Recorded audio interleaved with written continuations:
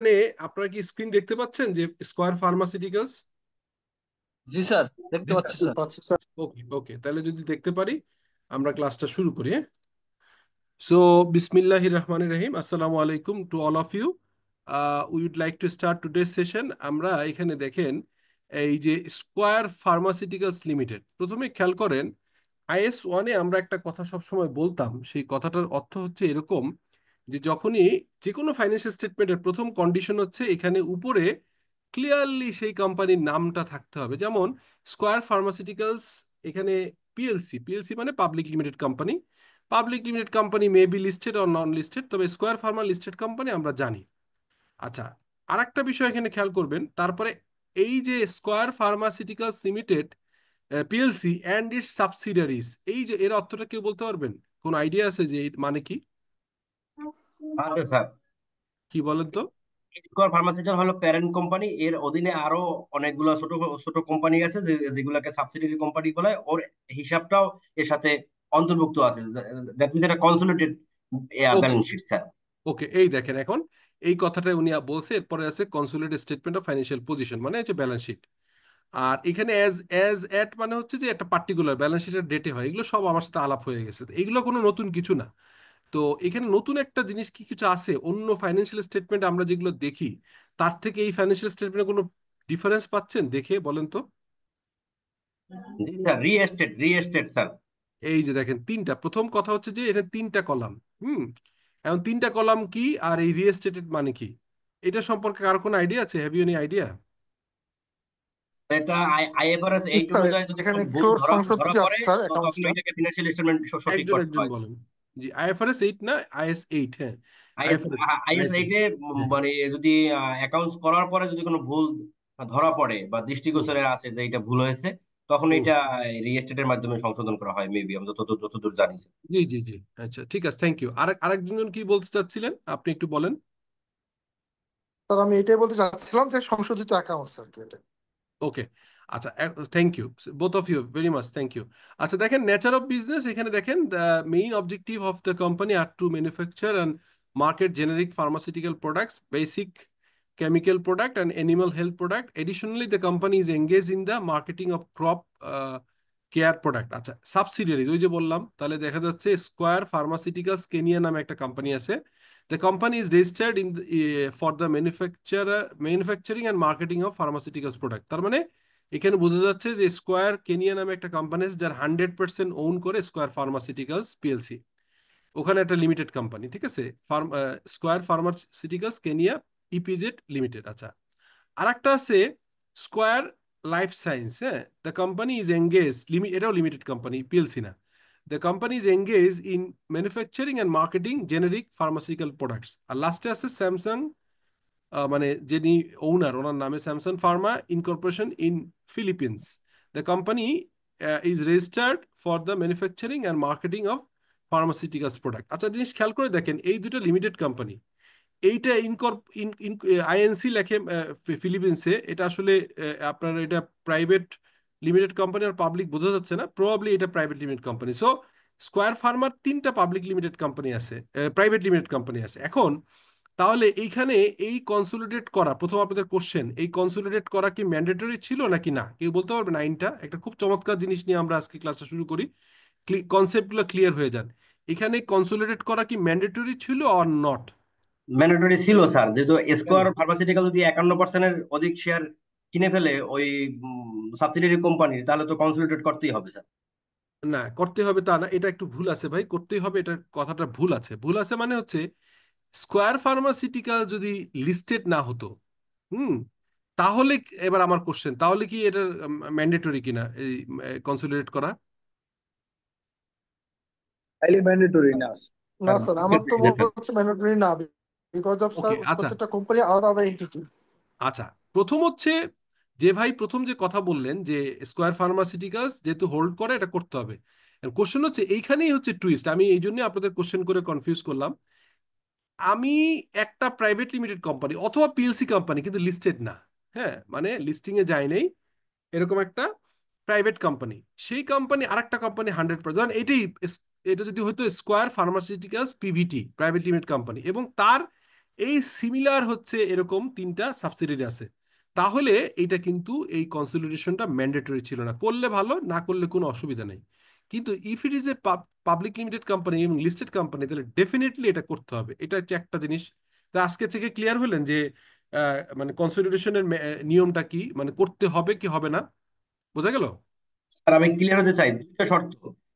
Public limited হইতে হবে এক, এবং পাবলিক লিস্টেড হইতে হবে, মানে হ্যাঁ লিস্টেড হইতে হবে হ্যাঁ দুইটা। হ্যাঁ হ্যাঁ, listed security, right right right. দুইটা আচ্ছা। হলেই কনসলিডেট করা বাধ্যতামূলক, আদারওয়াইজ বাধ্যতামূলক না। Okay fine. মানে শেয়ার স্যার, এখানে শেয়ার সংখ্যা যে পরিমাণে থাকুক দুইটা শর্ত ফিল আপ করলেই কনসিডার করতে হ্যাঁ হবে। এক্স্যাক্টলি। আচ্ছা, না যে শেয়ার সংখ্যা জানো না তো এটাও ব্যাপার আছে। তার সেখানে আরেকটা কন্ডিশন হচ্ছে অবভিয়াসলি ওই কোম্পানির মোর দ্যান 50 হইতে হবে। প্রথম হচ্ছে কন্ডিশন হচ্ছে মোর দ্যান 50 থাকতে হবে। দ্বিতীয় কথা হচ্ছে যে মোর দ্যান 50 থাকলেই ম্যান্ডেটরি না, আইন বলে কনসিলিউশন করতেই হবে তা না। কখন mandatory? If it is a public listed company. এবার বোঝা গেছে?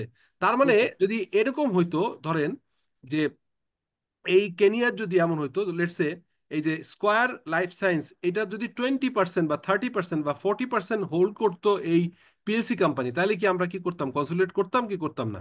করতাম না স্যার। করতাম না। তার মানে কন্ডিশন হচ্ছে যে আসলে কন্ট্রোল থাকতে হবে। কন্ট্রোল মানে মোর দেন 50%, ঠিক আছে? মানে আচ্ছা। 51% শেয়ার থাকলেই তো কন্ট্রোলে এসে হ্যাঁ, যায়। মোর দেন 50%, 51 আমি স্পেসিফিক করলাম না, মোর দেন 50 তে 51 হইতে পারে, 52, 55। আচ্ছা, আরেকটা বিষয় আছে, আরেকটা বিষয় হচ্ছে যখন আপনি 100 হয় না তখন বলে হচ্ছে, তখন বলে হচ্ছে মানে আপনার লেস দেন, মানে ফুললি ওন সাবসিডিয়ারি। যখন 100% ওন করে তখন বলে, কি বলে নাম হচ্ছে, বলে হচ্ছে যে আপনার মানে ফুললি ওন সাবসিডিয়ারি। যদি কেউ বলে যে স্কোয়ার, এখানে যদি লিখতো, খেয়াল করেন আমি জিনিসগুলো একদম আপনাদের খুব ক্লিয়ার করে দিই, এটা আপনাদের ইন্টারভিউ বোর্ড বিভিন্ন জায়গায় লাগবে। যদি এমন লিখতো যে the company is registered the manufacturing marketing information, এই কোম্পানিটা যদি বলতো যে দিস কোম্পানি ইজ 100% ওন বা fully own subsidiary of square pharmaceuticals, তাহলে বলতো 100%। এখানে কিন্তু আমরা বুঝতে পারছি না, এটা বুঝবো কোথায়? এটা নোটে পাবো, ডিটেল পাবো। এই যে এখানেই পাচ্ছেন, এই দেখেন, এই যে দেখেন স্কয়ার ফার্মাসিউটিক্যালস কেনিয়া, তার 40 লাখ শেয়ার তার 100% হোল্ড করে, তার মানে 100%। এনে স্কয়ার লাইফ সায়েন্সে একটু একটা দুইটা শেয়ার বাইরে আছে, তাহলে এখানে আমরা কিন্তু যতই হোক আমরা 100% ওন সাবসিডিয়ারি বলতে পারছি না। স্যামসাং ফার্মাসিউটিক্যালসে এখানেও 99.98, মানে একটা দুইটা শেয়ার বাইরে আছে, দুইটা শেয়ার বাইরে আছে, এটা বোঝা গেল, ঠিক আছে? তার মানে এই যে দেখেন, তাহলে কি হলো, এখানে বাইরের কেউ নাই। এবার দেখেন এই যে নন কন্ট্রোলিং ইন্টারেস্ট, এটাকে আরেকটা নামে বলে কি, এটা বলতে পারবেন আরেকটা কি নাম আছে? নন কন্ট্রোলিং ইন্টারেস্টের আরেকটা কি নাম আছে? এটাকে অ্যাসোসিয়েট আরেকটা নামে কি কোম্পানি, বলে? Associate company. না না না না, না জানলে বলবেন জানি না। এটা হচ্ছে নন কন্ট্রোলিং ইন্টারেস্টকে আমাদের কোম্পানি আইনে আরেকটা জিনিস আছে, এটাকে বলে মাইনরিটি ইন্টারেস্ট। এখন আপনি বলেন মাইনরিটি ইন্টারেস্ট মানে কি? এই আমি তো বলে দিছি, কেউ ব্যাখ্যা করতে পারবেন what what what does it mean, যে মাইনরিটি ইন্টারেস্ট মানে কি, বা নন কন্ট্রোলিং ইন্টারেস্ট মানে কি?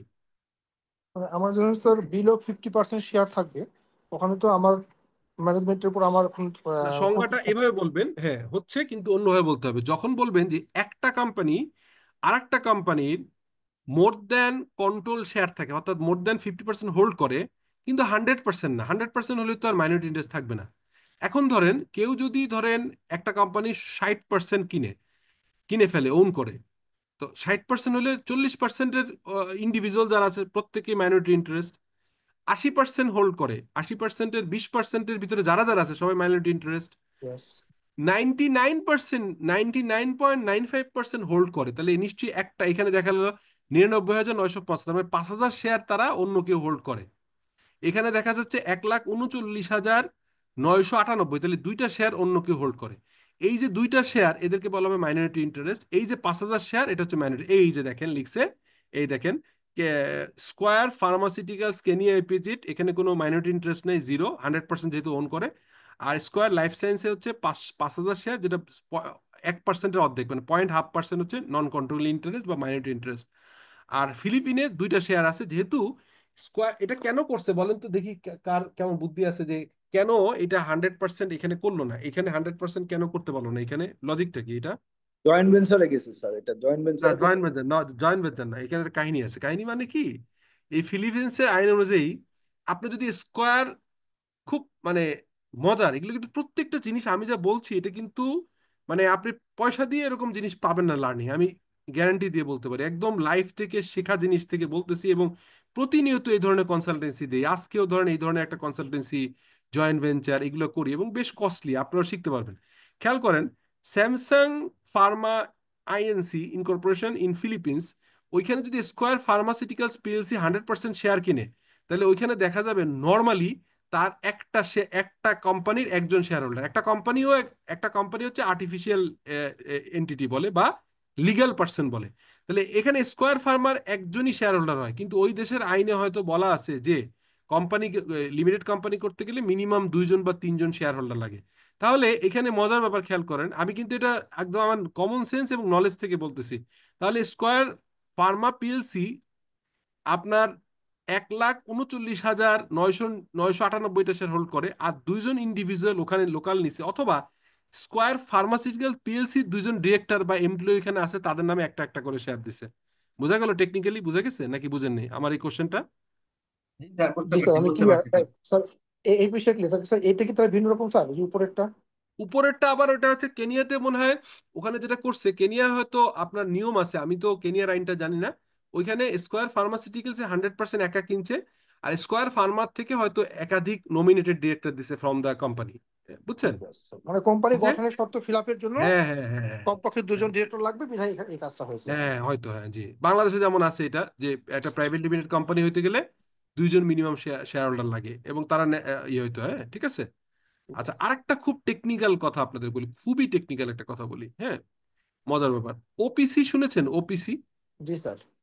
মানে কি? 1% কোম্পানি। আচ্ছা, এবার আমি আপনাদের একটা কোশ্চেন করি, স্কোয়ার ফার্মাসিউটিক্যালস একটা ওপিসি করতে পারবে কিনা? স্কোয়ার ফার্মাসিউটিক্যালস পিএলসি তার আন্ডারে 100% ওন সাবসিডিয়ারি একটা ওপিসি কোম্পানি করতে পারবে কি পারবে না? পারবে না স্যার। কেন পারবে না? ন্যাচারাল ইন্ডিভিজুয়াল হওয়ার কথা। হ্যাঁ, ওই ওপিসি হচ্ছে ন্যাচারাল ইন্ডিভিজুয়াল, মানে একটা আর্টিফিশিয়াল লিগ্যাল পার্সন ওনার হইতে হবে না, একটা ন্যাচারাল পার্সন মানে একজন ব্যক্তি ওনারশিপ হইতে হবে। চমৎকার, এই কথাটা বললেন কে একটু আগে, যে কথাটা বললেন? আমি স্যার জিয়াউর রহমান। আপনি কি এটা জানতেন নাকি আমার কোশ্চেনের প্যাটার্নে বুঝে ফেলছেন? না, এটা জানতাম স্যার আমি। ও ফাইন। তো দেখছেন আপনাদের কতগুলো জিনিস বলে ফেললাম। আচ্ছা, এটা আমার এইগুলো বলার কিন্তু উদ্দেশ্য না, আমার উদ্দেশ্য কিন্তু এই রিএস্টেটেড। বাট আমার কাছে যখন যেটা সামনে আসে আমি চেষ্টা করি আপনাদের কুইকলি জিনিসগুলো বলে দেওয়ার জন্য, হ্যাঁ? এই স্যার, জিনিসগুলো কিন্তু আবারও রিপিট করবেন, ভিডিওটা দেখবেন ভাই। ইন্টারভিউ বোর্ডে আমি তো অন্তত লাস্ট ধরেন 1 বছরে 10টা বোর্ডে ইন্টারভিউ করছি। ইন্টারভিউর পরে খালি ফোন দেয়, যেহেতু সবাই আমাকে চিনে, আমি আমার ইউটিউব চ্যানেল দেখে বিভিন্ন কানেক্টেড, যে স্যার আমার জবটা হবে কিনা। কোশ্চেন হচ্ছে ইন্টারভিউ বোর্ডে একদমই ভালো করতে পারে না, খুবই আনফরচুনেট। আমি অনেকগুলো বড় বড় বোর্ডে বসি, ইন্টারভিউ বোর্ডে।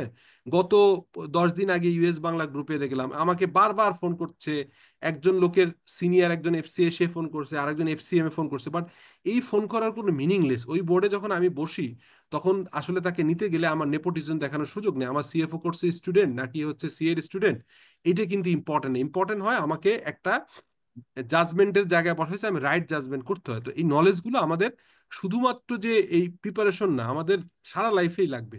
যখন আপনি নলেজগুলো সলিড হবে তখন দেখবেন যে আপনার ভিতরে একটা শক্তি পাবেন। এনিওয়ে, এই কথাগুলো বললাম, কিন্তু কোশ্চেনটা হচ্ছে এই যে রিএস্টেটেড কেন হলো, এটাই হচ্ছে আজকে দেখাবো। বোঝা গেল ভাই বিষয়টা? এখন কি একটা পিপিটি দেখা যাচ্ছে? জি স্যার। স্যার একটা কোশ্চেন করতে পারি স্যার? বলেন প্লিজ, প্লিজ বলেন। আপনি একবার লেকচারের ফার্স্ট একদম প্রথমে বললেন যে স্যার, হ্যাঁ, পিএলসি পাবলিক লিমিটেড কোম্পানি, এটা হ্যাঁ লিস্টেডও হতে পারে, আবার নন লিস্টেডও হতে পারে স্যার। নন লিস্টেড হ্যাঁ কোনগুলো? হ্যাঁ। আচ্ছা, ভালো ভালো ভালো কোশ্চেন। আপনি বাংলাদেশ সিকিউরিটি এক্সচেঞ্জ কমিশন ওয়েবসাইটে যাবেন আজকে রাতে, হ্যাঁ? হুম। বাংলাদেশ সিকিউরিটি এক্সচেঞ্জ কমিশন ওয়েবসাইটে দেখবেন অনেকগুলো কোম্পানির নাম দেয়া আছে হুম। যারা পিএলসি কিন্তু লিস্টেড না, নন লিস্টেড, ঠিক আছে। কোশ্চেনটা হচ্ছে যে, যেমন আমি আপনাকে একটা উদাহরণ দিই, বিস সলিউশন পিএলসি আমাদের যে মাদার অর্গানাইজেশন, আমরা যে এই যে আইটি সফটওয়্যার সেল করি, ইআরপি সেল করি, আমরা বাংলাদেশের 3টা বড় গার্মেন্টস গ্রুপে এখন আমাদের ইআরপি চলছে, মানে একটা হচ্ছে প্রজেক্ট শেষ হয়নি, 2টা শেষ হয়ে গেছে, হ্যাঁ। এখন এই যে আমরা বিশাল ধরেন মানে 2,000 কোটি টাকার উপরে টার্নওভার এরকম কোম্পানিগুলোতে আমরা ইমপ্লিমেন্ট করছি। এই যে বিস সলিউশন পিএলসি, তার আবার সাবসিডিয়ারি প্রতিষ্ঠান আছে, বিস ক্যারিয়ার, তারপর সিওএল, হ্যাঁ, এগুলো আছে যেটা আমরা ট্রেনিং লার্নিং ডেভেলপমেন্টে করি। এই বিস সলিউশন পিএলসি কি লিস্টেড নাকি নন লিস্টেড? নন লিস্টেড। তো নন লিস্টেড কিন্তু পিএলসি, এটা তো আমাদের কাছে উদাহরণ আছে। তার মানে ঢাকা মানে RJSC, register of joint stock companies and firms, এখানে আপনি যখন দেখবেন 2-2.5 লাখের মতো কোম্পানি আছে, আপনি তো সব তথ্য পাবেন না। আমি যেহেতু এখানে বিভিন্নভাবে কানেক্টেড, ওখানে চেয়ারম্যান আমার সাথে বোর্ড শেয়ার করে, অর্থাৎ আমি চার্টার সেক্রেটারি বোর্ডে যখন ছিলাম, আরজেসি চেয়ারম্যান সবসময়, ওই আরজেসি চেয়ারম্যান ওইখানে বোর্ড মেম্বার থাকে, আমিও বোর্ড মেম্বার ছিলাম, তো ওনাদের সব তথ্য বা আলাপ আলোচনা আমি জানি, প্লাস অন্যভাবেও জানি, বিভিন্ন কারণে, টেকনিক্যাল কারণে জানি। তো 2.5 লাখ, যে 2.5 লাখ কোম্পানি আছে তার ভিতরে ওপিসি হয়েছে খুব কম, আমার ধারণা 100-এরও বেশি এখনো হয় নাই নতুন করে। সবগুলোই হচ্ছে প্রাইভেট লিমিটেড কোম্পানি। আর 1,900 কতটা, 1,000-এর কম আছে হচ্ছে পিএলসি। তাহলে আমি কি পেলাম, যে মোর দেন বা 1,000-এর কাছাকাছি পিএলসি, বা 1,000-এর বেশি হইতে পারে, ধরলাম আমি লেটেস্ট তথ্যে 1,200 পিএলসি, তাহলে 2.5 লাখের ভিতরে মাত্র 1,200 হচ্ছে পিএলসি, কিন্তু সেই পিএলসি 1,200-র ভিতরে লিস্টেড আবার মাত্র 400-রও কম। তাহলে 800-900 কোম্পানি আছে যারা হচ্ছে পিএলসি কিন্তু লিস্টেড না। আপনার উত্তরটা পেয়েছেন? Thank you sir. আর স্যার আর একটা ইয়ে ছিল স্যার, একটা বলেন। কোম্পানির sister concern, allied concern sir, এগুলোর মানে আমি ডেফিনেশনটা জানতে চাচ্ছিলাম, কোনটা এলাইড কনসার্ন, কোনটা সিস্টার কনসার্ন, কোনটা প্যারেন্ট প্যারেন্ট কোম্পানি স্যার, এগুলোর স্যার অ্যাকচুয়াল ডেফিনেশনটা কি বা এগুলো এটা? আগে আপনাকে একবার বলেছি, আমার আগের ভিডিও দেখলে বলবেন, কুইকলি বলছি। এগুলো হচ্ছে ভেক টার্ম, এটা হচ্ছে বানানো টার্ম। যেমন অ্যালাইড কনসার্ন বলে কিছু নাই। একটু আগে আমি বললাম যে একটা কোম্পানি আরেকটা কোম্পানির মোর দেন 50% বা মোর দেন কন্ট্রোলিং শেয়ার, 50% না বলে কন্ট্রোল বলি, হুম। কন্ট্রোলিং হলে এটাকে বলবো হচ্ছে সাবসিডিয়ারি। আর প্যারেন্ট, যিনি হোল্ড করবো ওনাকে প্যারেন্ট বলবো, আর যাকে নেওয়া হচ্ছে এটাকে বলা হচ্ছে সাবসিডিয়ারি। আরেকটা আছে 50% ওন করে না কিন্তু 20%-এর বেশি, এটাকে বলা হচ্ছে অ্যাসোসিয়েট কোম্পানি। তো আচ্ছা। এর বাইরে আমরা যে বলি বিভিন্ন, এগুলো আসলে বোগাস নাম, বাট অ্যাকাউন্টিং বা কর্পোরেট গভর্নেন্স অনুযায়ী কোম্পানি, একটা কোম্পানি আর একটা কোম্পানির শেয়ার কিনতে পারে, যদি 1%, 2%, 5% যাই কিনি, 20% পর্যন্ত, এটা আমি সিম্পল বলবো যে একটা ইনভেস্টর একটা ইনভেস্টি, অর্থাৎ আমি বিসলিউশন পিএলসি স্কয়ার ফার্মার শেয়ার কিনছে, 1% শেয়ার কিনছে, তাহলে বিসলিউশনকে বলতে হবে ইনভেস্টর, আর স্কয়ার ফার্মা হচ্ছে ইনভেস্টি। শেষ, ডান, এর আর কিছু নাই। সেকেন্ড হচ্ছে বিসলিউশন পিএলসি যে স্কয়ার ফার্মার যদি মোর দ্যান 20% হোল্ড করে, লেস দ্যান 50%, তখন বলতে হবে যে বিসলিউশন পিএলসির অ্যাসোসিয়েট কোম্পানি হচ্ছে স্কয়ার ফার্মা। আর যদি স্কয়ার ফার্মার মোর দ্যান 50% আমরা কিনে ফেলতে পারি, তখন বলতে হবে যে বিসলিউশন পিএলসি যে parent company of square pharmaceuticals. এই হচ্ছে সিম্পল ডেফিনেশন। এর বাইরে যা আছে এগুলো হচ্ছে বিভিন্ন নামে অনেকে অনেক কথা বলে, গালগপ্প, বাট রিয়েল ফ্যাক্ট হচ্ছে এটা। বোঝা গেল ভাই? Thank you sir. Okay, sir এই যে আচ্ছা এবার আসেন। সিস্টার কনসার্ন বলতে কি এই রকমের কিছু না বোঝায়? না, এটা ভুয়া। এই যে বাংলাদেশে, এটা আসলে বাংলাদেশে অনেক ভুয়া কনসেপ্ট আছে, দেখবেন যে বাংলাদেশে যত গ্রুপ অফ কোম্পানিজ বলে এর ভিতরে 95% ভুয়া। তার মানে কি জানেন, ধরেন আমি আর ওয়াইফ, আমি আমরা সিম্পল জিনিস বলি, আমি আমার ওয়াইফ, আমি বিস ক্যারিয়ার একটা কোম্পানি করলাম, বিস সলিউশন পিএসসি একটা কোম্পানি করলাম, সিওএল একটা কোম্পানি করলাম, ইবাজার একটা কোম্পানি করলাম, সবগুলার ওনার আমি, আমার ওয়াইফ, লেটসে। এখন আপনি নাম দিলেন যে বিস সলিউশন গ্রুপ, কিন্তু আলটিমেটলি গ্রুপ হতে গেলে একটা কোম্পানির আরেকটা কোম্পানির প্যারেন্ট হইতে হয়। তো গ্রুপ হবে কিভাবে, যখন বিসলিউশন পিএলসি বিস ক্যারিয়ারের মোর দেন 50%, যেমন আমি এখানে জানি বিসলিউশন পিএলসি মোর দেন 50% হোল্ড করে বিস ক্যারিয়ার লিমিটেডের। তারপরে হচ্ছে বিস সলিউশন পিএলসি মোর দেন 50% হোল্ড করে সিওএল। বিস সলিউশন পিএলসি আপনার হচ্ছে হোল্ড করে বিস ক্যারিয়ার, সরি, আপনার ইবাজার নামে একটা অর্গানাইজেশন, লেটসে। তো এইটা হচ্ছে রিয়েলি আমরা বলতে পারি this is a holding company বা গ্রুপ। আদারওয়াইজ ওই যে কমন ওনারশিপকে, এটাকে আসলে এটাকে আপনার ইয়ে বলা যায় না। এটার একটা ডেফিনেশন আছে, সেটা হচ্ছে IS-24-এ, এটাকে বলে রিলেটেড পার্টি। সেটা কোনো ইয়ে না, প্যারেন্ট সাবসিডিয়ারি না বা অ্যাসোসিয়েট কোম্পানি না, অথবা এটা সিম্পল বলা হয় যে কমন ম্যানেজমেন্ট, কমন ওনারশিপ থাকলে একটা ডেফিনেশন আমরা ফেলতে পারি। আপাতত এর চেয়ে বেশি কিছু বলবো না আজকে, যেহেতু পড়াবো IS-8, সেখানে আমি কিন্তু বলে দিচ্ছি এটা IS-24-এ বলা আছে রিলেটেড পার্টি ডিসক্লোজার, ওইখানে বলা আছে। ওই আইএসটা আমি আজকে ক্লাসের শেষে দিয়ে দিব, ওখান থেকে আরো আপনাদের ক্লিয়ার হবেন। সো আর আপাতত কোশ্চেন নিচ্ছি না, অনেকগুলো কোশ্চেন নিয়েছি আমরা, এটা শেষ করি আজকে, এইটাই পড়বো। ওকে, অনেক কোশ্চেন বলে ফেলছি, কিন্তু আমি নিজের থেকে ইচ্ছা করে বললাম যে আপনারা অনেকদিন ক্লাসে পরে আসলেন, একটু নলেজ নেন এই জন্য, বাট আমার সিলেবাস তো শেষ করতে হবে। এই ধরনের ডিসকাশন আমি ঘন্টার পর ঘন্টা চালাতে পারি, যেটা করি, হ্যাঁ। তো এখন কালকে, যেমন কালকে আমার হচ্ছে, আমাকে আপনার আলহামদুলিল্লাহ একটা পাবলিক ইউনিভার্সিটিতে একজন ফ্যাকাল্টি হিসেবে নির্বাচিত করছে আলহামদুলিল্লাহ, সেটা হচ্ছে মেরিটাইম ইউনিভার্সিটি, বাংলাদেশ নেভির একটা ইউনিভার্সিটি। কালকে তার প্রথম ক্লাস আছে, ফার্স্ট সেমিস্টারের প্রথম ইয়ার। যাই হোক, তো কন্টিনিউয়াসলি ক্লাস নিতে পছন্দ করি, আপনাদের সাথে অন্য জায়গায়ও দেখা হয়, বাট এই ক্লাসের কন্টেন্ট শেষ করতে গেলে আমরা মাঝে মাঝে একটু ওই কোশ্চেনটাকে একটু বন্ধ করতে হবে। তো আপাতত কোশ্চেন নিচ্ছি না, এটা শেষ করি, দেন আরো দুইটা কোশ্চেনের অ্যালাউ করব ক্লাসের শেষে। এনিওয়ে, সো আইএস 8 হচ্ছে, এটার অবজেক্টিভ হচ্ছে how to select and apply accounting policy. তার মানে অ্যাকাউন্টিং পলিসি একটা ম্যাটার, নাম কি আমরা দেখেছি যে আইএস 8 হচ্ছে accounting policy, change in the accounting estimate and error. তাহলে এখন স্কোয়ার ফার্মার কোনটার ভিতরে পড়তে পারে বলেন তো? এটা স্কোয়ার ফার্মার যে আমি 3 কলাম করলাম, কেন করলাম বলেন তো? কোনটা হতে পারে? এরর হবে sir. Error, error error sir. হতে পারে, এগুলো হতে পারে, বাট এরর হওয়ার চান্স বেশি, আমি দেখছি দাঁড়ান। হ্যাঁ, তাহলে গেল, তাহলে হচ্ছে হাউ টু সিলেক্ট, আইএস 8 বলছে how to select and apply accounting policies. তারপর হচ্ছে how to account for the change in the accounting policy. তার মানে অ্যাকাউন্টিং পলিসি সিলেকশন এবং অ্যাকাউন্টিং পলিসি চেঞ্জ জনিত কথাবার্তা এখানে পাবো আমরা। 3 নম্বর পাবো how to account for change in the accounting estimate. Accounting estimate মানে কি, কেউ বলতে পারবেন?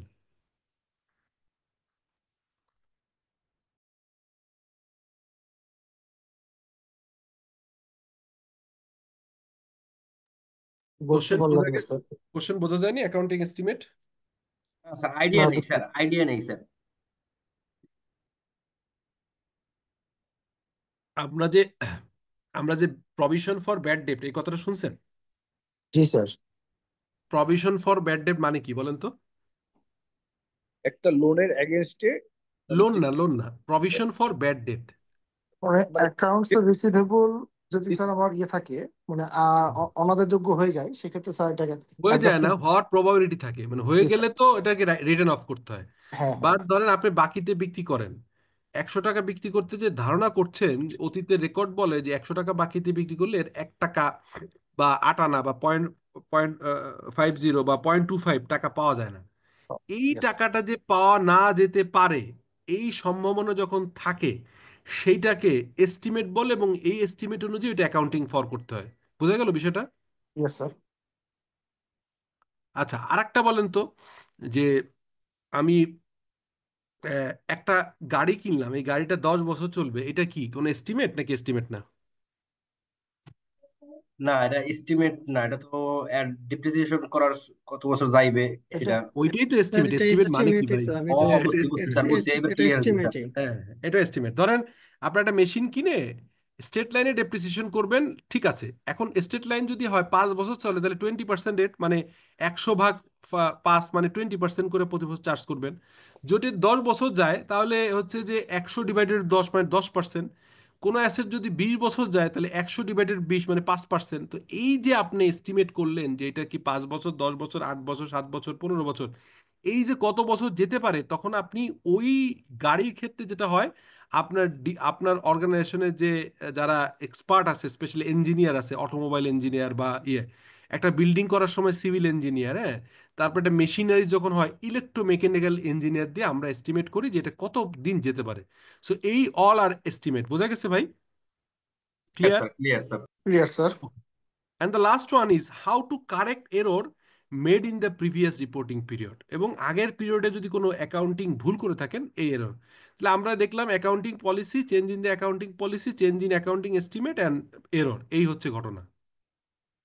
তো এটা আমরা দেখেছি অলরেডি, এটা তো আর বলার দরকার নেই। Accounting policy and their change, accounting estimate change আর কারেকশন। এখন দেখেন, এই স্লাইড দিয়ে আজকের ক্লাস শেষ করে দেওয়া যাবে, আমি স্কোয়ার থেকে বুঝাই দিব। এখানে দেখেন, IS 8 satisfy qualitative characteristics of comparability, relevance and reliability. আচ্ছা, এই টার্মগুলো আপনাদের শুরুর ক্লাসে আমি বলেছিলাম, দেখি তো কেউ বলতে পারবেন কিনা, আমি খুব সুন্দর করে বলছিলাম। কোথায় পেয়েছিলেন দেখি, মনে আছে কিনা আপনারা? আসলেই কি লেখাপড়া করেন কি করেন না? এই কম্পারেবিলিটি, রিলেভেন্স, রিলায়েবিলিটি কোথায় পেয়েছিলেন বলেন তো? আমি শুরুর দিকে অনেক সুন্দর করে বুঝিয়েছিলাম। আইএস কতগুলো? ওয়ানে, ওয়ানে স্যার, প্রেজেন্টেশন অফ না, ইনিশিয়াল IS 1 অ্যাক্টিভিটি। আরেক জায়গায় পেয়েছিলেন, IS 1 আগে আরেক জায়গায় পেয়েছিলেন। যে কে বলতে পারবে? তার একটা স্পেশাল থ্যাঙ্কস দিব। IS 1 ছাড়াও প্রথম ক্লাসে আলাপ করছিলাম, কি আলাপ করছিলাম দেখি? Conceptual framework. একদম পারফেক্ট।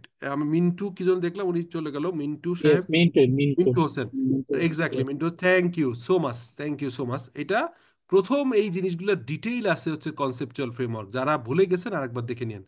তো আমরা যখন ফাইন্যান্সিয়াল স্টেটমেন্টে এরর হলে সমস্যাটা কি, এরর হলে সমস্যা হচ্ছে আসলে এরর যদি হয়, অ্যাকাউন্টিং পলিসি যদি চেঞ্জ হয়, অ্যাকাউন্টিং এস্টিমেট চেঞ্জ হয়, তাহলে সমস্যা হচ্ছে কম্পারেবিলিটির সমস্যা হয়। কি কম্পারেবিলিটি?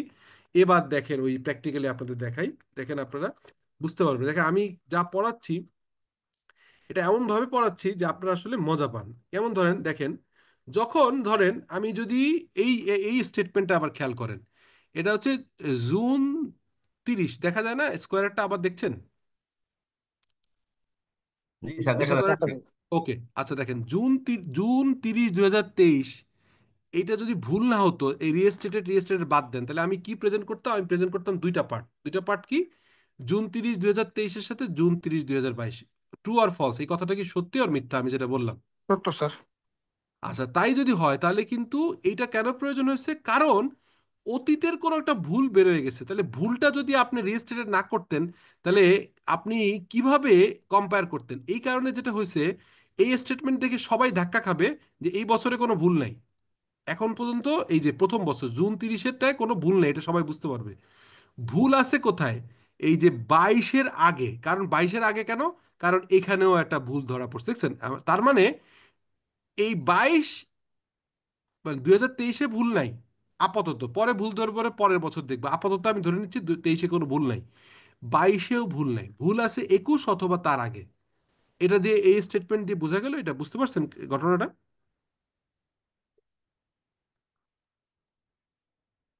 বুঝছেন নাকি বুঝেন নাই? না, বুঝছি বুঝতে স্যার। পেরেছি, বুঝতে পেরেছি। ওকে, তাহলে দেখেন এই যে আমি বললাম যে তাহলে কি হলো, এই কম্পারেবিলিটি নষ্ট হয়ে যায় যখনই আমি এটা এটা আমি এটা কেন করছি? যাতে করে কম্পারেটিভ ফিগারগুলো ভালোভাবে বোঝা যায়। এই কারণে দেখছেন এখানে বলা, খেয়াল করে দেখেন যে কম্পারেবিলিটি, রিলেভেন্স অ্যান্ড রিলায়েবল। আচ্ছা গেল, ওকে। এরপর খেয়াল করেন অ্যাকাউন্টিং পলিসি। তো অ্যাকাউন্টিং পলিসি সেট করার সময় আমরা যে এসওপি, এই কথাটা কি শুনি, প্রায় শুনি নামটা এসওপি, এসওপি কথাটা শুনি। এসওপি মানে কি? এসওপি, বলেন তো এসওপি মানে কি? Standard office procedure. Standard standard office standard standard operating procedure, সবাই জানেন তো এটা, না? প্রসিডিওর। হ্যাঁ, তাহলে এই স্ট্যান্ডার্ড অপারেটিং প্রসিডিওর, হ্যাঁ, এটার মানে কি? এই যে ও কি বলে, standard operating procedure, SOP, standard operating procedure. এইটার আর একটা নাম বলে কি জানেন? অ্যাকাউন্টিং পলিসি বলে না? শুনেছেন না? অ্যাকাউন্টিং পলিসি, তারপরে এইচআর পলিসি, শুনছেন না? এখন এই অ্যাকাউন্টিং পলিসি সেট করতে গেলে, এই অ্যাকাউন্টিং পলিসি কিভাবে সেট করবেন? এইচআর পলিসি ভিন্ন, আমরা অ্যাকাউন্টিং পলিসি নিয়ে কথা বলছি। অ্যাকাউন্টিং পলিসি সেট করতে গেলে আগে খেয়াল করতে হবে ওই ঘটনাটার জন্য রিলেভেন্ট কোনো আইএস আছে কিনা। আচ্ছা, এখন আপনি বলেন, আপনার ডেপ্রিসিয়েশনের ভিতরে আমি লাস্ট ক্লাসে বলছিলাম যে অ্যাসেটের ক্ষেত্রে, অ্যাসেটের ক্ষেত্রে কি বলছিলাম মনে আছে? যে দুইটা মডেল আছে। মডেলগুলোর নাম কি বলেন তো? দুইটা মডেলে আমি হচ্ছে আপনার ইয়ে করতে পারি, আইএস 16 অনুযায়ী দুইটা মডেলে আমি করতে পারি। এটা কি কি বলছিলাম বলেন তো? আমরা গত ক্লাসেই করেছিলাম, বলেন। এক্সেল লাইন এই মেথড আর রিডিউস। স্ট্রেট না, লাইন এটা আর হচ্ছে, হচ্ছে না না না না, সব ভুলে গেছেন, সব খেয়ে ফেলছেন এর ভিতরে। কস্ট মডেল আর হচ্ছে, এটা হচ্ছে রিভ্যালুয়েশন মডেল, রিভ্যালুয়েশন মডেল। মনে পড়ছে নাকি মনে পড়ে নাই? জি স্যার, জি মনে স্যার, পড়ছে। মনে পড়ছে স্যার। ওইটা তো আপনি যেটা একটু আগে বলতেছিলেন, ডেপ্রিসিয়েশন কতভাবে করা যায়, এটা তো করা যায় হচ্ছে আপনার state line method, some of year digit method, G sir, হ্যাঁ। ভুল বুঝতে পারছি তারপরে স্যার। হ্যাঁ, তার এটা বুঝছেন, কিন্তু আমি বলতে চাচ্ছি যে আইএস 16 অনুযায়ী আমি ওই ডেপ্রিসিয়েশন না, আমি কথাটা বলছিলাম হচ্ছে যে কিভাবে অ্যাকাউন্টিং করা যায়। এখানে কস্ট মডেল একটা, রিভ্যালুয়েশন মডেল। তাহলে আপনি যদি এখন আসেন, আপনি যদি এখন পলিসি সেট করতে যান যে আপনার এই অ্যাকাউন্টিং পলিসিতে, যে এটা স্টেট লাইন নাকি সাম অফ ইয়ার ডিজিট মেথড, এটা তো একটা গেল হচ্ছে রেটের জন্য। আর আপনি কস্ট মডেল নাকি এই কস্ট মডেলে রাখবেন নাকি হচ্ছে ইয়েতে করবেন, কি বলে এই রিভ্যালুয়েশন, এটা আপনি পলিসিতে লিখবেন না? ট্রু আর ফলস? জি লিখবেন স্যার। কি লিখবেন না? এই দেখেন আমি প্রমাণ লিখবো। দেখাই দিয়ে। আপনাদের প্রত্যেকটা জিনিস আমি কিন্তু প্র্যাকটিক্যালি দেখাবো, পড়লে এভাবে পড়বেন। এই যে দেখেন স্কোয়ার ফার্মা, আবারও দেখাই আপনাকে। এখানে যখন দেখবেন, এখানে আসেন, 1 2 3 নিচে পাবো আমরা, একটু খেয়াল করেন আমি ক্রস করে যাচ্ছে কিনা। যখনই দেখবেন যে এখানে বলা আছে যে এটা কি কি ইয়ে, ডেপ্রিসিয়েশনের ক্ষেত্রে বলা আছে যে কোনটার কত, এই অ্যাকাউন্টিং পলিসি, এটা কিন্তু IS 16 অনুযায়ী বলছে। আবার এরপরে আসেন উপরে এই দেখেন উপরে আছে পিপি, এই যে, এই যে দেখেন, এই যে কি বলছে, property plant and equipment PPP are initially recorded at cost of purchase construction. Cost includes directly attribute related to the acquisition of the asset, including import duty, non-refundable tax VAT, duties, আপনার হচ্ছে duties, and cost incurred, আচ্ছা, incurred in preparing the asset intended use by the year. আচ্ছা, তারপরে সাবসিকুয়েন্টের কথা কি বলছে দেখেন, property plant equipment are subsequently measured at costless accumulated depreciation and impairment. Impairment নিয়ে আমি কথা বলছি, আরো বলবো, অসুবিধা নেই। আচ্ছা, এখানে কি কোথাও বোঝা যাচ্ছে যে কস্ট মেথডে নাকি রিভ্যালুয়েশন, কোথাও বলা আছে?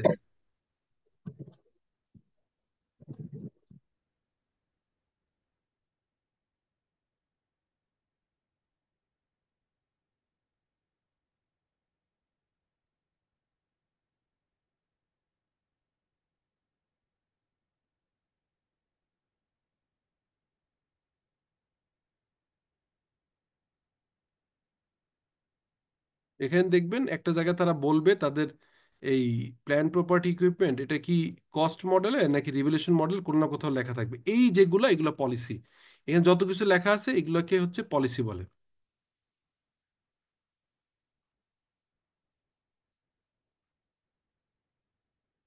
একটু খুঁজলেই পাওয়া যাবে, এখানে ডেফিনেটলি দেয়া থাকবে যে এটা আইদার কস্ট মডেলে থাকবে অথবা রিভ্যালুয়েশন মডেলে, ঠিক আছে? এখানে কস্ট মডেলই বোঝা যাচ্ছে। আচ্ছা, তাহলে এবার আসেন, তাহলে এই যে পলিসি, পলিসি করবেন কাদের অনুযায়ী বলেন তো, একটু আগে বলছিলাম পলিসিটা করবেন কাদের অনুযায়ী, এটা প্রথম রিলেটেড IS আছে কিনা দেখবেন। আচ্ছা, এবার আসেন যদি IS না থাকে তাহলে কি করবেন বলেন তো, যদি IS না থাকে তাহলে কি করবেন, রিলেটেড কোনো IS নেই তখন কি করবেন বলেন? যদি কোনো রিলেটেড IS না থাকে তখন বলছে where no relevant IS apply judgement in line with IS framework.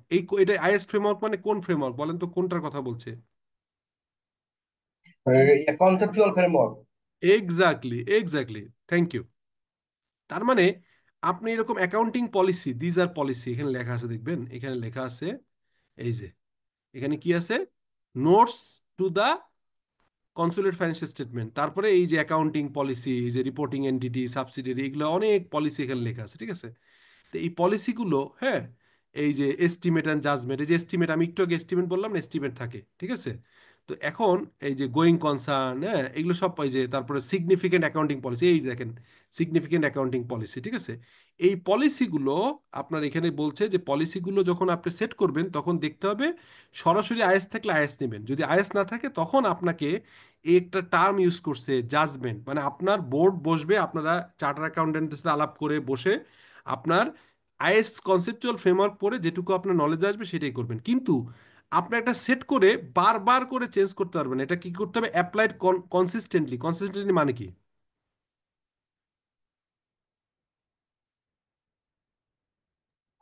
Regular ব্যবহার। তার মানে কনসিস্টেন্টলি মানে আপনি সহজ করে বুঝাই বলি, কনসিস্টেন্সি মানে যে আপনি একবার হচ্ছে স্টেট লাইন করলেন, পরের বার এই দেখেন এখানে বলছে the plant property equipment depreciation হবে, depreciation of an asset is available for use when লোকের আছে, এখানে কি দেখছেন দেখেন, measurement depreciation on asset earlier, আচ্ছা, এখানে স্টেট লাইনে করছে, ঠিক আছে? এই যে স্টেট লাইন, এই যে রেট, এই যে স্টেট লাইনে। এখন একবার করলেন স্টেট লাইন, পরের বার করতে চাইলেন সাম অফ ইয়ার ডিজিট মেথড, তার পরের বছর করলেন ডাবল ডিক্লাইনিং মেথড, এটা কি আপনার অ্যালাউড নাকি অ্যালাউড না? কনসিস্টেন্সি থাকলো না। অ্যালাউড না। তার মানে অ্যাকাউন্টিং পলিসি IS অনুযায়ী করবেন এবং তা কনসিস্টেন্ট হইতে হবে, আর IS না থাকলে কনসেপচুয়াল ফ্রেমওয়ার্ক থাকতে হবে, কিন্তু কনসেপচুয়াল ফ্রেমওয়ার্কে আলোকে তৈরি করবেন, কিন্তু এটা অ্যাপ্লাই করতে হবে কনসিস্টেন্টলি, ফাইন। আমি পুরো আইএসটা সামারি এখানে করে ফেলছি। সেকেন্ড আসেন, change in the accounting policy. এখন যদি অ্যাকাউন্টিং পলিসি চেঞ্জ করতে হলে কি হবে? অ্যাকাউন্টিং পলিসি নিয়ে কারো কোনো ডাউট আছে? বলতে পারবেন? ধরেন ইন্টারভিউ বোর্ডে যদি জিজ্ঞেস করে যে অ্যাকাউন্টিং পলিসি মানে কি, কিভাবে করবেন, তখন বলবেন যে অ্যাকাউন্টিং পলিসি করতে হবে যেখানে সরাসরি কোনো আইএস আইএফআরএস আছে সেটাকে ফলো করতে হবে। আর কোথাও যদি আইএস আইএফআরএস সরাসরি না থাকে তখন আমরা কনসেপচুয়াল ফ্রেমওয়ার্ক, অ্যাকাউন্টিং আইএস বা আইএস আইএফআরএস কনসেপচুয়াল ফ্রেমওয়ার্ক অনুযায়ী আমাদের জাজমেন্ট নিয়ে আমরা এটা অ্যাপ্লাই করব, কিন্তু এই অ্যাপ্লিকেশনটা হবে কনসিস্টেন্টলি, একবার একরকম করা যাবে না। ডান। তাহলে এখন accounting policy change, accounting policy change কতভাবে হতে পারে? প্রথম হইতে পারে হোয়েন নিউ আইএস রিকোয়ার্স। আচ্ছা আপনাদেরকে বলি, আইএফআরএস 16-এ কি আছে কেউ বলতে পারবেন? IFRS 16, Sir, property, plan and equipment, sir. না IFRS, IFRS Oh, sorry, sir. IFRS 16 কেউ বলতে পারবেন? দু একজন পারার কথা। আইএফআরএস 15 হচ্ছে, সরি আইএফআরএস 16 হচ্ছে লিজ, লিজ অ্যাকাউন্টিং, ঠিক আছে? আচ্ছা এই আইএফআরএস 16 আগে আরেকটা লিজ অ্যাকাউন্টিং ছিল, এটা হচ্ছে কি নাম ছিল? আইএস 17। তাহলে আমি ক্লিয়ার করলাম আপনাদেরকে, আবারও বলি। আমি বলছি হচ্ছে এই কথাটা যে আমরা আইএস 17 নামে একটা আইএস ছিল আগে, ঠিক আছে? আর এইটাকে বন্ধ করে একটা নতুন আইএফআরএস আসছে। আইএফআরএস এর নাম হচ্ছে কি, কি বললাম বলেন? আইএফআরএস 16। বোঝা গেল ভাই? জি স্যার। আচ্ছা এখন এটা কি একটা অ্যাকাউন্টিং পলিসি চেঞ্জ আসলো না? আপনি নতুন করে আইএস 17 এর জায়গায় আইএফআরএস 16 ইউজ করবেন, right or wrong? Right sir. Right. এটা কেন? কেন? এই যে হোয়েন আইএস রিকোয়ার্স, তাহলে আইএস আইএফআরএস বলে দিচ্ছে যে, তারাই বলেছে ভাই তুমি এখন আর আইএস 17 করো না, তুমি আইএফআরএস 16 করো। অথবা রেভিনিউ রিকগনিশনে একটা আইএস ছিল, এটা কোনটা বলতে পারবেন? রেভিনিউ রিকগনিশনে একটা আইএস ছিল, কোনটা বলতে পারবেন? 18। এটা বন্ধ হয়ে কোনটা হয়েছে বলতে পারবেন? বলেন তো আইএফআরএস কোনটা, আমি বলেন। IFRS, IFRS 15। হ্যাঁ 15। IFRS 15, right. IFRS 15, right. IFRS 15 আসছে। তাহলে আইএফআরএস 15 যদি আসে, তাহলে এইটা কি, আইএসই তো বলছে ভাই তুমি এইটা এখন করো না, তুমি কোনটা করো, এইটা করো, ঠিক আছে? এই যে আইএস যখন বলে তখন কিন্তু আপনার এটা সেই অনুযায়ী করতে হবে। তার মানে এই যে আমি একটু আগে বললাম যে অ্যাকাউন্টিং পলিসি চেঞ্জ যদি আইএফআরএস বা আইএস অনুযায়ী হয়, তারাই বলে দেয়, তাহলে আপনার কোনো চিন্তা নেই। তাহলে এই দেখেন, এই যে একটু আগে আমরা যে বললাম, একটু আগে আমরা যে বললাম যে কি বললাম যে, খেয়াল করেন, আমরা বললাম যে অ্যাকাউন্টিং পলিসি আপনার যদি আইএস রিকভার করে কোনো সমস্যা নেই, আপনি এটা করেন, এই যে এইটা, ঠিক আছে? এইটার কথা বললাম যে এখানে আইএস এর কথা বললো যে আপনার যদি কোনো আইএস বলে তাহলে সেটা করেন, ওকে। এরপরে কি বলছে? When result will be more relevant, অর্থাৎ আগের আইএসটা ফলো করলে ভুল হইতে পারে। আপনি আগের যে পলিসি, সেই পলিসি আগে আপনি ছিলেন ডেপ্রিসিয়েশনের ক্ষেত্রে কস্ট মডেলে, কস্ট মডেল। এখন দেখলেন যে আপনার ল্যান্ড কেনা আছে 1972 সালের ল্যান্ড কেনা আছে। এখন 2024 এসে দেখলেন যে ওই ল্যান্ড কেনা ছিল, পার কাঠার দাম ছিল তখন 10 লাখ টাকা, ঠিক আছে? এখন বাজার দর বেড়ে পার কাঠার দাম হয়েছে 2 কোটি টাকা। খেয়াল করেন। তাহলে যদি আপনি কস্ট মডেলে থাকেন, খুব খেয়াল করেন, কস্ট মডেলে থাকলে এটা কি ভুল হচ্ছে নাকি রাইট হচ্ছে বলেন তো? রাইট হচ্ছে স্যার। কস্ট মডেলে থাকলে রাইট হচ্ছে। রাইট হচ্ছে, কিন্তু একটা সমস্যা আছে, আপনার অ্যাসেটটাকে কমে যাচ্ছে না? কারণ আপনার কস্ট মডেল থাকলে মাত্র 10 লাখ টাকা দেখা গেছে, অথচ মার্কেটে বেড়ে এখন হয়ে গেছে 2 কোটি টাকা। কোশ্চেনটা বুঝছেন নাকি বুঝেন নাই? একটা কোম্পানি, স্যার এটা একটু আবারও বুঝান দয়া করে স্যার। একটা কোম্পানি 1972 সালে এক জায়গা কিনছিল, 20 কাঠা জায়গা, 20 কাঠা, ঠিক আছে? 20 কাঠা জায়গা, ওকে, বোঝা গেল? জি স্যার, জি বুঝছেন স্যার। কি? আচ্ছা তখন পার কাঠার জায়গা ছিল 10 লাখ টাকা দাম। এখন 2024 সালে এসে এই এই জায়গা কিনতে যে লাগে হচ্ছে 2 কোটি টাকা পার কাঠা। তাহলে কোথায় 10 লাখ, কোথায় 2 কোটি, অনেক ডিফারেন্স না? জি জি স্যার। স্যার, অনেক ডিফারেন্স। তাহলে এখন যদি কস্ট মডেলে সে রেকর্ড করে, তাহলে কি এই 10 লাখ টাকাই তার রাখতে হবে? ট্রু আর ফলস? জি স্যার, রাখতে ট্রু হবে স্যার। 10 লাখ। স্যার, আর তাহলে যদি তো সে প্রকৃত প্রকৃত দাম আসবে না স্যার, ফিনান্সিয়াল হ্যাঁ আসবে না। এখন রিভ্যালুয়েশন মেথড যদি যায়, রিভ্যালুয়েশন মেথড যদি যায়, তাহলে আপনি একটা সিএ ফার্মকে রিক্রুট করলেন, সিএ ফার্ম রিক্রুট করে বললেন যে ভাই আমাকে একটু এই ল্যান্ডটার তুমি রিয়েল বাজার দর বের করে দাও, এটাকে বলে হচ্ছে ভ্যালুয়েশন সার্ভিস। তখন একটা সিএ ফার্মকে বললেন যে তুমি আমাকে একটা ভ্যালুয়েশন সার্ভিস দাও। তো সিএ ফার্ম ভ্যালুয়েশন করে বললো যে আপনি 2 কোটি টাকা আশা করছেন, 2 কোটি না, এর দাম আছে লেটসে 1,80,00,000 টাকা করে পার কাঠা। তাহলে এখন আপনি এই যে 10 লাখ টাকার জায়গায় বুকস অফ অ্যাকাউন্টসে আপনি যে 1,80,00,000 আনবেন, এই যে আনলেন, এই প্রক্রিয়াটাকে বলে রিভ্যালুয়েশন মেথড। বোঝা গেল? জি স্যার। Clear sir. আচ্ছা, তাহলে এখন এই রিভ্যালুয়েশন মেথডটা করা যাবে, এটা কিন্তু পারমিটেড, এটা কিন্তু, কারণ কি, এই যে দেখেন বলে দিছে, কি বলে দিছে, যে আপনার এই যে দেখেন তখন পলিসি চেঞ্জ হবে। কিন্তু এটা একটা সমস্যা আছে, সমস্যা হচ্ছে যে পলিসি যদি আপনি নিজের মন মতো চেঞ্জ করেন, কিরকম চেঞ্জ, ধরেন আমি একটা বুদ্ধি বলি আপনাকে, ইনভেন্টরি ভ্যালুয়েশনে কি কি মেথড আছে বলেন তো? স্যার, দুইটা মেথড আছে স্যার। কি কি মেথড? ইনভেন্টরি ভ্যালুয়েশন, কি লিফো, কি? ফিফো। না, লিফো নাই এখন, প্রথম হচ্ছে লিফো বাদ, এটা স্যার, মাথায় এটা রাখবেন আপনি। ফিফোটা স্যার আছে। এটা বাদ, এটা বাদ। কি কি আছে? ফিফো। ফিফো হ্যাঁ, ওয়েটেড এভারেজ মেথড স্যার। হ্যাঁ, audit average. Weighted average method, তাই না, এরকম আছে তাই না? আবার আমরা বলি হচ্ছে লোয়ার অফ এনআরবি, এনআরবি বলি, এনআরবি, এনআরবি রেট, আমি এটা বলছি, আপনার ক্লাসটা খেয়াল করে দেখেন।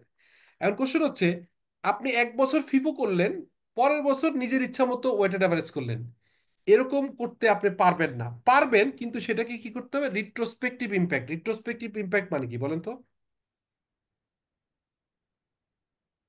রিট্রোস্পেক্টিভ ইম্প্যাক্ট মানে কি? বুঝি না স্যার এটা। প্রিভিয়াস ইয়ারে যখন স্যার ফিফো মেনটেন করেছি, হুম, ওইটাকে ওয়েটেড অ্যাভারেজ করে নিয়ে রিফ্লেকশন যেটা আসছে সেটা এখানে অ্যাপ্লিকেবল করতে হবে।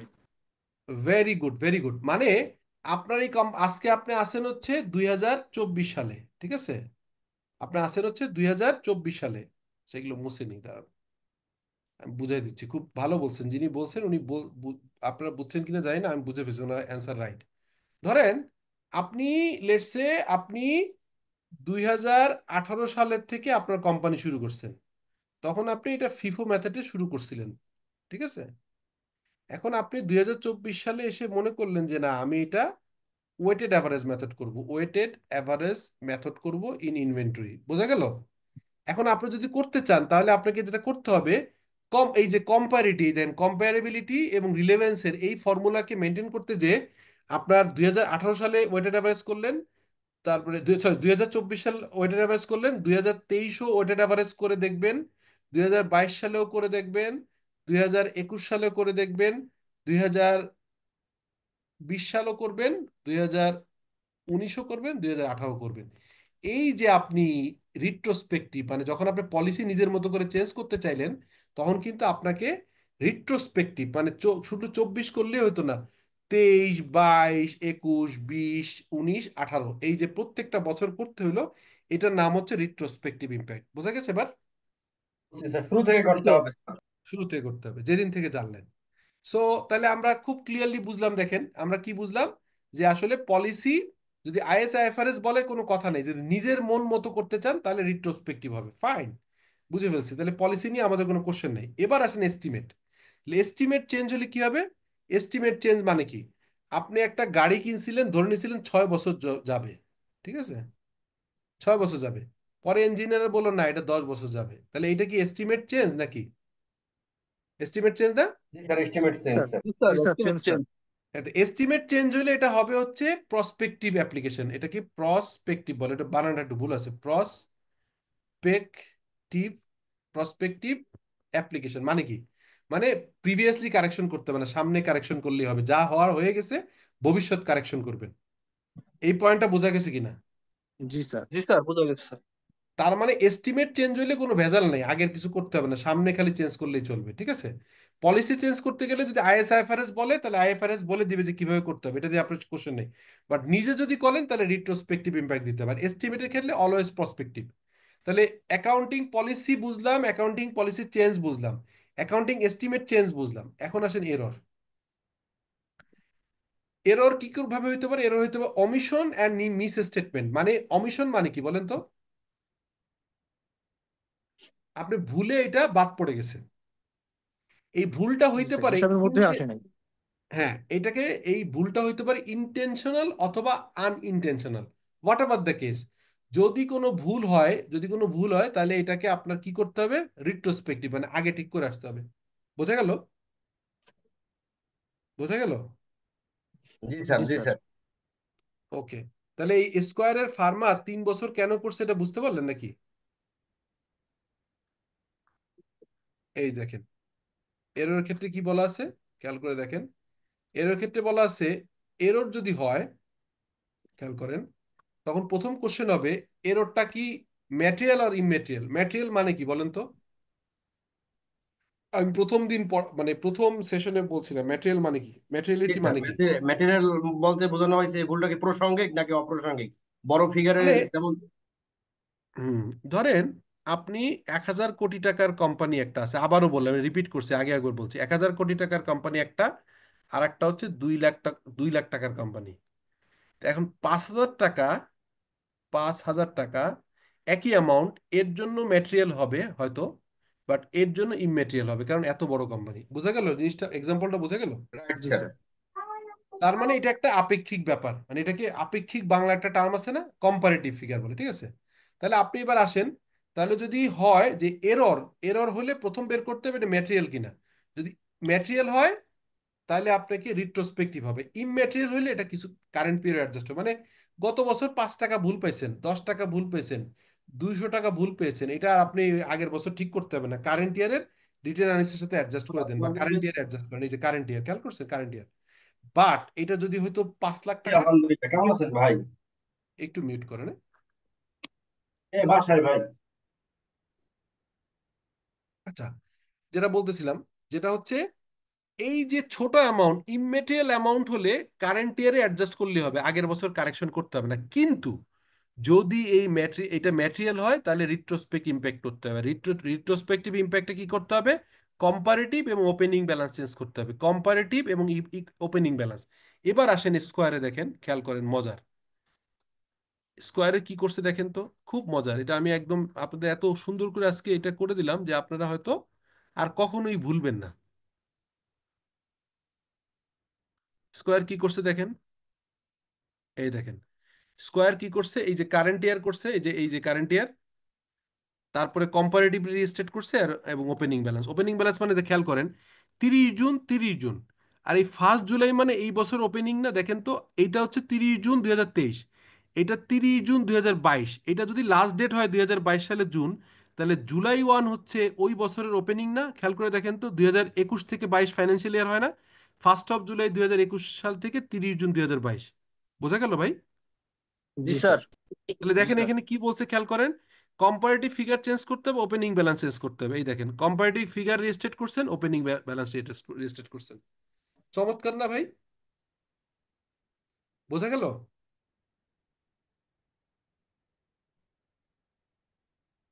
জি স্যার, বোঝা গেছে স্যার। আচ্ছা, তাহলে যিনি বলছেন বোঝা গেছে, উনি আমাকে বলেন আমরা আইএসআইটি কি কি বললাম, একটু সামারি করেন, আমাকে একটু হেল্প করেন। স্যার, বলেন,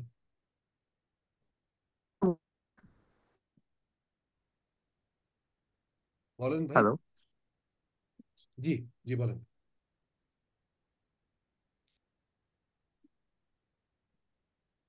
আইএস8 এর সামারি কেউ বলতে চান? ইন্টারেস্টেড?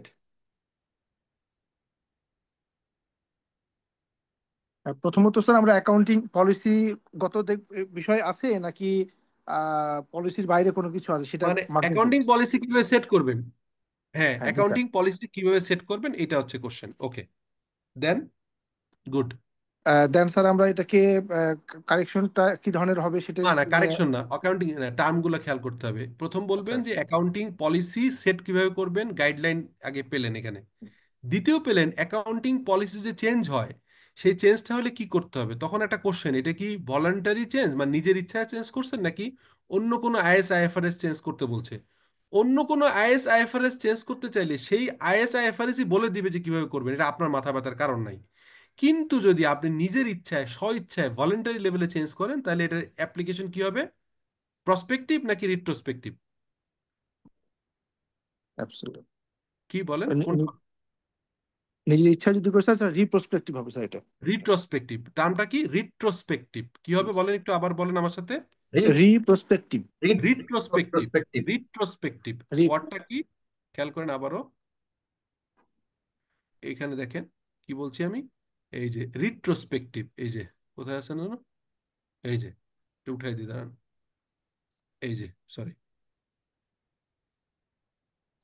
আচ্ছা রিপ্রোস্পেক্টিভ।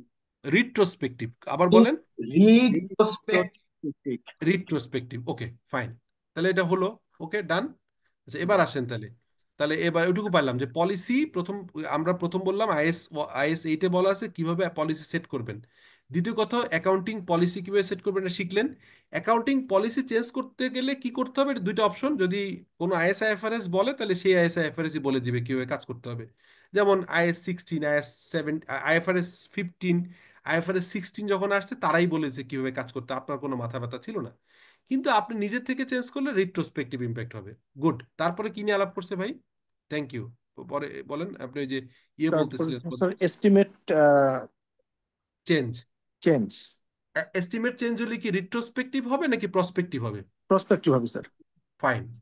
তারপরে থার্ড কোনটা বলছে?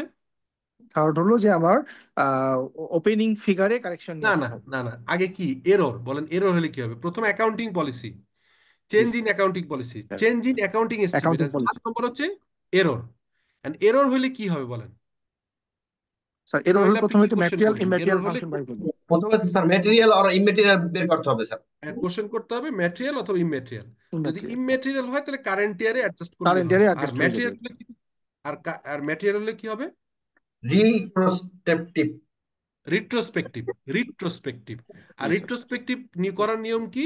কারেন্ট ইয়ারের তো ঠিক থাকবে, লাস্ট ইয়ারের রিএস্টেটেড হবে এবং ওই ইয়ারের ওপেনিং ও রিএস্টেটেড হবে। ওপেন সুন্দর রিয়েস্টেট করে হবে।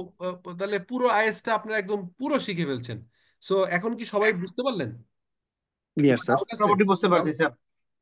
না মোটামুটি বললে হবে না, এত সুন্দর করে পড়াইলে মোটামুটি বললে হবে না, এটা মুখস্থ করে ফেলতে হবে। ভিডিওটা দেখে শিখে ফেলবেন আবারও। জি আমি স্যার, আরো জি কিছু স্যার। আগের ভিডিও দিচ্ছি, মানে এই IAS 8 অনুযায়ী আরো কিছু ভিডিও দিব, দয়া করে শিখে ফেলবেন। এত কষ্ট করে সুন্দর করে বলার পরেও যদি মোটামুটি হয় তাহলে আমি কষ্ট পাবো ভাই, প্লিজ। হ্যাঁ তাহলে সোফার আজকের আর কোনো কোশ্চেন আছে, নাহলে শেষ করে ফেলি, 10টা বাজে।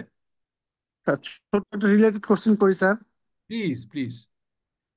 স্যার একটা প্রাইভেট লিমিটেড কোম্পানি 2022 সালে তার পেড আপ ক্যাপিটাল 80 লাখ টাকা ইনক্রিজ করেছে, কিন্তু সে 23 সালের রিপোর্টে এটাকে যে কোনো কারণে হোক নিয়ে আসে নাই। হুম 24 সালের রিপোর্টে সে এই 80 লাখ টাকা ইন করার পরে হুম প্রিভিয়াস অ্যাকাউন্টস যখন ডকুমেন্ট দেখতে গিয়েছে তখন দেখে এটা আসলে 22 সালে হওয়া উচিত ছিল। এক্ষেত্রে সে এই হুম IS 8 ফাংশন দিয়ে কারেকশন করতে পারবে কিনা? অবশ্যই এটা এরর, এবং IAS 8 দিয়ে করতে হবে। এটা আচ্ছা এরর করছে, এররটা আপনার IAS 8 দিয়ে করতে হবে। Yes, thank you, good question, very good question. Anything আরেকটা কোশ্চেন নিব, বলেন। স্যার এই যে আমরা আমরা যে এই যে কম্পারেটিভ দেখাবো, এটা যদি আমার 3-4 বছর ধরে হয়ে আসতেছে, এরকম কোনো ভুলের জন্য না আমরা এটা তো কিভাবে দেখাতে আপনার হবে? খেয়াল করেন, আপনারা কিন্তু টেকনিক্যালি খেয়াল করেন, 10 বছর আগে হলেও কিন্তু প্রেজেন্টেশন এরকম হবে।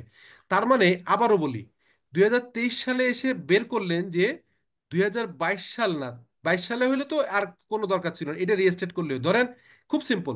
2023 সালে এসে যদি বের করতেন 2022-এ ভুল হয়েছে তাহলে কিন্তু এই 3 কলাম লাগতো না, 2022-কে রিএস্টেট লিখলে হইতো। যদি এমন হয় 2023-এও ভুল নাই, 22-এও ভুল নাই, 21-এ হলে তাহলে হচ্ছে আপনার এইটাও রিয়েস্টেট এটাও রিয়েস্টেট। এখন আপনারা যদি বলতেন যে 2018 সালে ভুল হয়েছে বা 2015 সালে ভুল হয়েছে, তাহলে 15, 16, 17, 18, 19, 20 এটা ঠিক করে আসবেন, কিন্তু এই ঠিক করার ইম্প্যাক্টটা এনে রিয়েস্টেটেড করবেন এসে 21-এর, মানে 21-এ দেখাবেন, যেহেতু এটা opening balance of previous year, এটা হচ্ছে কারেন্ট ইয়ার, এটা হচ্ছে রিলেটেড ব্যালেন্স, মানে কম্পারেটিভ ফিগার অফ 2023 রেখেছে 22 জুন। তো আগে যত ভুলই হোক সেটার সব আপনাকে এখানে দেখাইতে হবে না, আপনার 10 কলাম ব্যালেন্স শিট করতে হবে না, করতে হবে 3 কলাম ব্যালেন্স শিট অথবা ইনকাম স্টেটমেন্ট, অথবা balance sheet income statement both. তার মানে আগের ভুলগুলো কারেকশন করে এনে রিফ্লেক্টেড এখানে দেখাবেন, ওইটা নোটে থাকবে, ওই কারেকশনটা নোটে থাকবে। ওকে, ঠিক আছে ভাই। তার মানে স্যার প্রেজেন্টেশনে শুধুমাত্র ইনকাম হ্যাঁ স্টেটমেন্ট আর হলো ফিনান্সিয়াল পজিশনে আসলো, বাকি জি নোটস অ্যাকাউন্টসে জি 3 কলাম প্রয়োজনে 2 কলামে আনাফ। জি জি জি। Thank you sir. ওকে, তাহলে আজকের মতো শেষ করি ভাই। Okay sir. Thank you. Sir. জি, আসসালামু আলাইকুম। জি, আসসালামু আলাইকুম, থ্যাংক ইউ। ওয়ালাইকুম আসসালাম, ওয়ালাইকুম আসসালাম।